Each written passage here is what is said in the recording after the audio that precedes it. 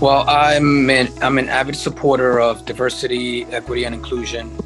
I continuously mentor kids who are trying to get into the alternative investments industry. Well, I tend to kind of gravitate toward children and educational opportunities for children and women. Sure.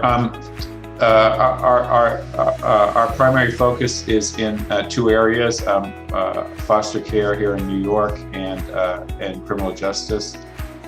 But since I joined ARS, we've moved into another area which we manage a lot of money for special needs families.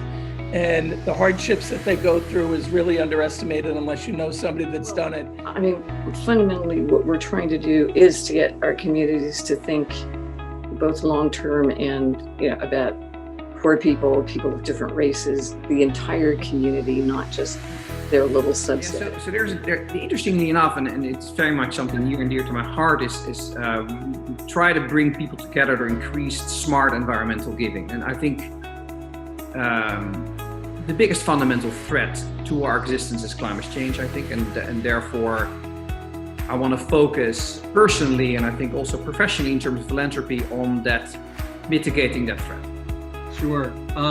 We've at the family office, the principal there has a wide range of interests that vary. I'll speak personally, for one that I've been involved in, for a long time. It's called Step Ahead Ministries. Courageous leaders and investors need to encourage the policies and the practices that ensure every person possible can have access to meaningful, well-paid work. It's actually really a shame because of COVID, because we actually would have had 2 or 3 people in our office there every day at the shelters, whatnot, helping all through December and into early January. But to be specific, we're supporters of higher education as the primary destination for our capital. We try to be very active, proactive thought partners. Yes, I mean, I do sit on Breast Cancer UK as a trustee, but I also sit on Dogs Trust on the Philanthropic board. I support the UN sustainability as well.